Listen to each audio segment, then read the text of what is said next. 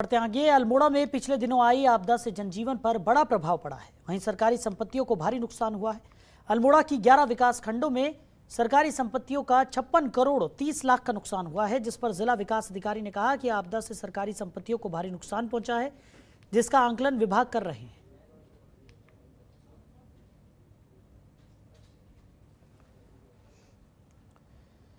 टिहरी में पेयजल निगम और जल संस्थान के एकीकरण की मांग को लेकर निगम के कर्मचारियों ने धरना प्रदर्शन किया और मांगे पूरी नहीं करने पर कर्मचारियों ने 28 अक्टूबर से अनिश्चितकालीन हड़ताल की चेतावनी दी।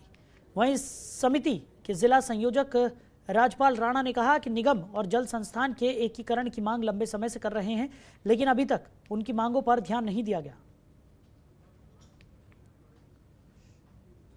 केवल उत्तराखंड में एक दोहरी नीति से होता है। जल निगम, जल संस्थान, स्वजल कई प्रकार की एजेंसी है, जिससे क्या हुआ कि जनता के साथ एक भेदभाव की स्थिति पैदा हो रही है। एक असमंजस की स्थिति है कि किसके पास जाए जनता पेयजल के लिए, आवश्यक के लिए। कभी वो जल निगम के पास भटकती है, कभी जल संस्थान के पास भटकती है, कभी जल संस्थान के पास भटकती है, कभी ग्राम पंचायत के पास भटकती है। जो योजनाएं बन रही है, लाखों करोड़ रुपए खर्च हो रहे हैं, लेकिन उसका रखरखाव नहीं हो पा रहा है, क्योंकि कोई एक जिम्मेदार नहीं है। जनता भटक रही है दर दर, लेकिन शासन प्रशासन कोई सुध नहीं ले रहा है। अधिकारी कर्मचारी असमंजस की स्थिति में है। जल निगम वाले जल संस्थान के पास भेज देते हैं, जल संस्थान वाले जल निगम के पास भेज देते हैं, और जल संस्थान वाले ग्राम पंचायत के पास भेज देते हैं या जल निगम के पास भेज देते हैं। इससे असमंजस की स्थिति है, कोई स्थिति नहीं। इसलिए हमारा ये सुझाव है सरकार से कि जनता के साथ भी एक आवश्यक सेवा पेयजल उपलब्ध होता रहेगा। एक बार एक पैसा खर्च हो जाएगा सरकार का, लगातार मेंटेनेंस होती रहेगी और एकीकरण किया जाए और राजकीय विभाग बनाया जाए। वहीं नैनीताल में आंगनबाड़ी कर्मचारी महासंघ के आह्वान पर आंगनबाड़ी कार्यकर्ताओं और मिनी आंगनबाड़ी कर्मचारियों ने जिलाधिकारी कार्यालय में सांकेतिक धरना प्रदर्शन किया। वहीं धरना प्रदर्शन कर रहे कर्मचारियों ने कहा कि उनका वेतन 8,000 से बढ़ाकर 18,000 किया जाए। साथ ही चेतावनी देते हुए कहा कि अगर जल्द ही सरकार उनकी मांगे नहीं मानती तो चुनाव का बहिष्कार किया जाएगा। सरकार ने हमारी कहीं से कहीं तक कोई वो नहीं की, हमारे पास कोई हमारी बात नहीं सुनी। 5 साल तक हम इंतजार करते हैं, लेकिन आखिर आज हमको यहाँ उतरना पड़ा, क्योंकि हमारी मेन मांग ये है कि हमको 18,000 कम से कम हमारा मानदेय वृद्धि की जाए और हमारी जो मिनी केंद्र हैं उनको भी फुल के बराबर दिया जाए।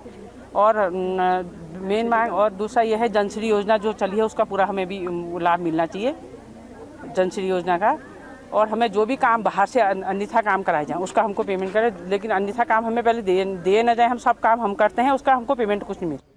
वहीं सितारगंज के ग्राम लोका गोठा में बीते 19 अक्टूबर को सत्येंद्र कुमार को सितारगंज पुलिस ने गिरफ्तार किया था, जिसको लेकर दर्जनों ग्रामीण कोतवाली का घेराव कर न्याय दिलाने की मांग कर रहे हैं। इस दौरान ग्रामीणों ने पुलिस प्रशासन मुर्दाबाद के नारे भी लगाए। वहीं परिजनों का आरोप है कि पुलिस ने परिवार के साथ मारपीट भी की है।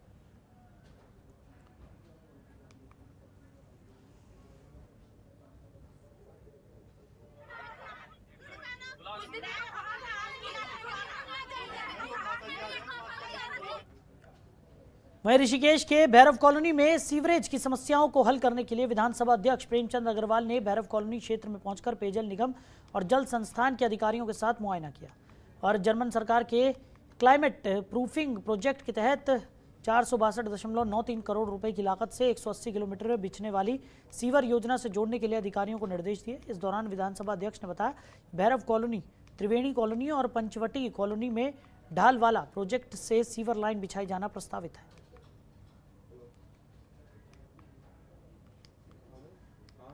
देखिए, भैरव कॉलोनी, त्रिवेणी कॉलोनी और पंचकुटी ये मेरे विधानसभा क्षेत्र का हिस्सा है और यहाँ पे सीवरेज की समस्या आज से नहीं, बहुत पुरानी है। मुझे याद है पिछली बार भी जब मैं इनके पास आया था, इन्होंने ये समस्या रखी थी और उसी समय मैंने अधिकारी को निर्देशित किया था। लेकिन आज इसमें कुल मिला के जो मेरे यहाँ एक बहुत बड़े KFW से हमारा बहुत बड़ी प्रोजेक्ट बन के तैयार है और उसका जो कंसल्टेंट हैं वो भी आज हमारे साथ हैं, मतलब वो अपना काम शुरू कर चुके हैं। ये 180 किलोमीटर की है और एक 462 करोड़ की है, जिसमें हमारा शहरी क्षेत्र प्लस आपका जो कुछ ग्रामीण क्षेत्र है वो इसमें जुड़ने वाला है। वहीं रुद्रप्रयाग में विश्वविख्यात केदारनाथ धाम के कपाट बंद होने से कुछ दिन पहले ही केदारनाथ में बर्फबारी का दौर शुरू हो गया है। केदारनाथ धाम पहुंच रहे भक्तों को बाबा केदार के दर्शन करने के साथ बर्फबारी का दीदार करने का भी मौका मिल रहा है। भक्त भी बर्फबारी का जमकर आनंद ले रहे हैं। बर्फबारी के बाद भी भक्त मंदिर परिसर में डटे हुए हैं और लाइनों में लगकर बाबा केदार के दर्शनों का इंतजार करते हुए नजर आते हैं।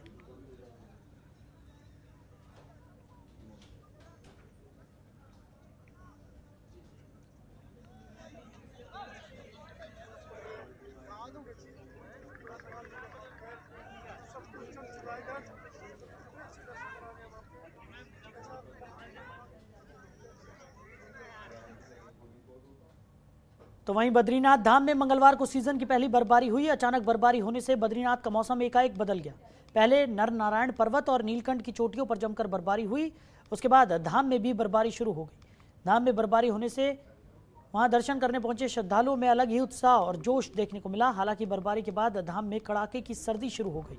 लोग हीटर अंगीठी सेकते हुए नजर आए। इन दिनों धाम में पवित्र कार्तिक मास के दौरान तप्तकुंड और विष्णुपदा मां अलकनंदा नदी में दिव्य स्नान करने के लिए श्रद्धालुओं का तांता लगा हुआ है।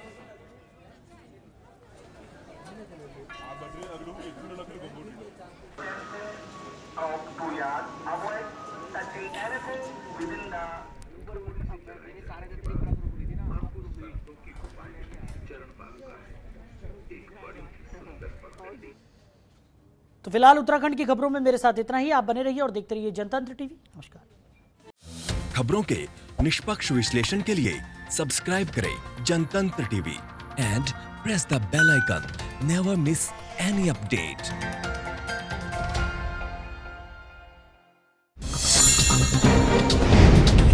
डाउनलोड कीजिए जनतंत्र टीवी ऐप को, जो कि अवेलेबल है गूगल प्ले और ऐप स्टोर पर। अधिक जानकारी के लिए अभी डाउनलोड करें।